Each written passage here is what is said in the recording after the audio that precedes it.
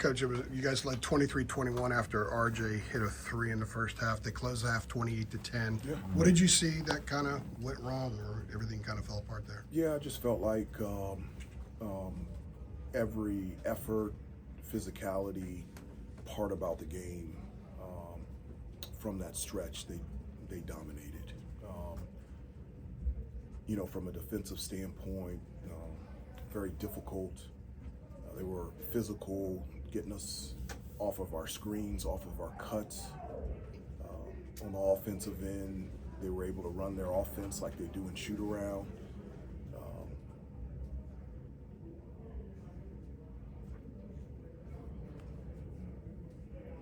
They're a very good team, and they played tonight hungry and in every aspect of the game.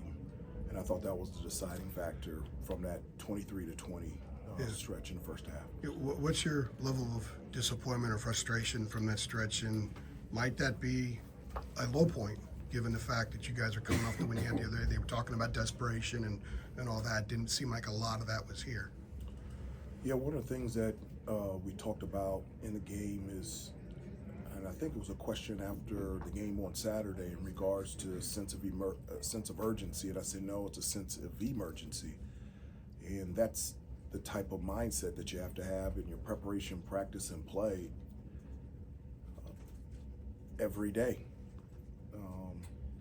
And it doesn't guarantee you that things will work out your way, but without it, you have no chance. And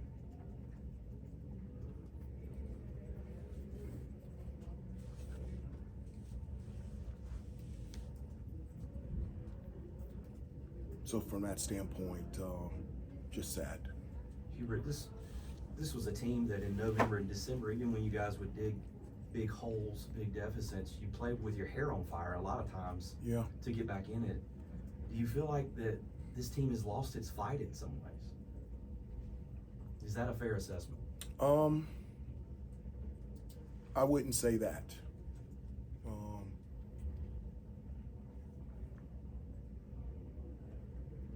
I would not say that.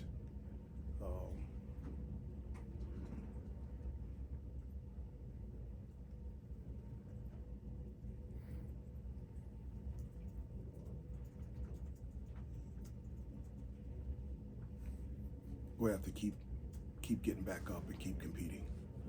And we got knocked down today, but we got to get back up, and we got to move forward, and we have to competitively fight. To piggyback on what Adam just asked you, is there a beaten down element that over time, some of that's how difficult the non-conference schedule was, and falling down as much as you guys have, that maybe they don't have the same gusto that they had earlier? I wouldn't say that. I mean, we have been in a number of, one possession games or tight games, and but I wouldn't say that we were worn down from the entire season and the schedule that we played. We just didn't respond today with the type of competitive fight that you have to have in order to just have a chance to win a game like this. Hubert, obviously we know Ian's a very confident guy, confident player. Last couple games hasn't been able to make a field goal. I guess in this recent stretch for him, what do you think has kind of maybe gotten away from him from a scoring standpoint, and just how do you think he can kind of get back into a groove? Yeah, I mean, for all of our guys, it's not just about scoring. There's just so many ways that you can make impactful plays in order to help a team win. So, it's defensively rebounding, diving on the floor, talking on defense. And so, there are stretches where, from an offensive standpoint, for any player, where they're out of rhythm. Those things happen to everyone. But the things that you do have control over is, defense, rebounding, different stuff like that. And so Ian's a great kid and a talented player, and I love coaching him. Where do you think he stands when it comes to some of those other things you're talking about, as far as the defense, the rebounding? Like, do you feel there's, I guess, aspects of those areas where he can also take some strides. Yeah, but I mean, Ian's always been competitive. He's a joy to coach. All of the guys are. I can't say anything but unbelievable, awesome things about each one of the kids on the team in terms of their, in terms of coaching them, and so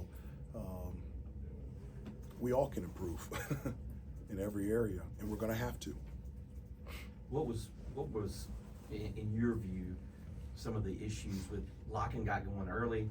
Some of those threes were pretty simple walk-in looks that were clean. Like, what in your view were the issues there? And surely you wanted to take away some of the buckets that he got, because he was scoring free and easy there. Yeah, he was. But, a couple of those threes came off of offensive rebounds. Okay, so it's a result of us not boxing out.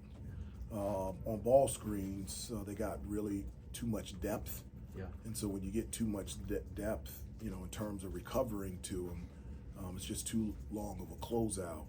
We talked about different things and stunning towards them on the weak side, but because of the depth that they got on ball screens, it was just too long of a closeout. And so after he hit a couple, he was really hot and he was getting everything. It wasn't just the threes, it was around the basket, it was posting up, it was offensive rebounds. He didn't feel us defensively at all. He was in a really comfortable rhythm in the first half. Couple more. If I can go back to Ian, he had a 7-game stretch where he averaged about 22 points. In the 7 games since then, he's at about 7. So going back to what you said a minute ago, is there anything more than it just being a stretch by a young guy where he's not maybe getting as many shots as he was getting before? Is there something more to it?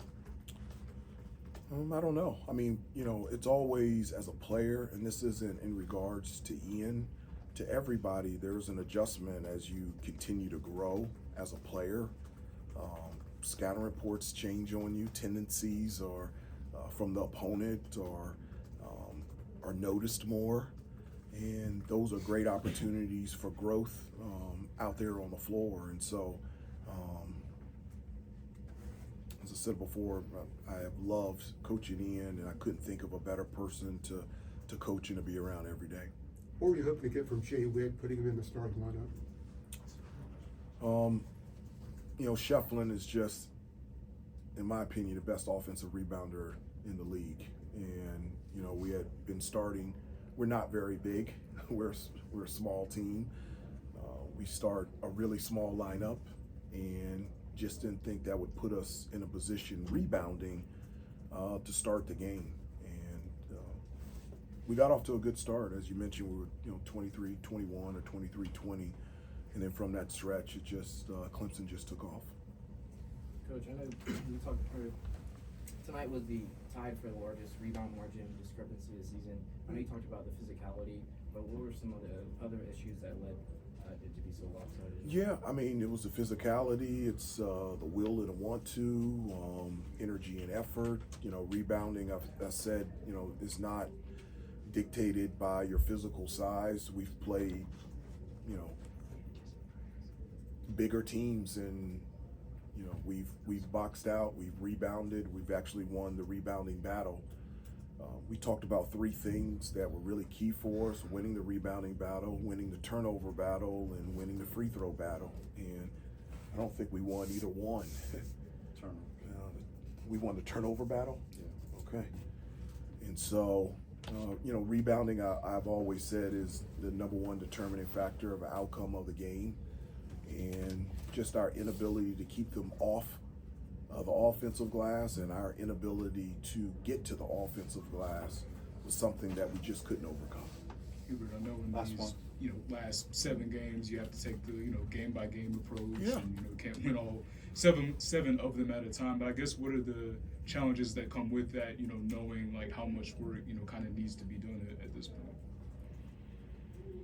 Yeah, the only work that needs to be done is preparation for our game on Saturday. I don't look down the line, the remainder of the season.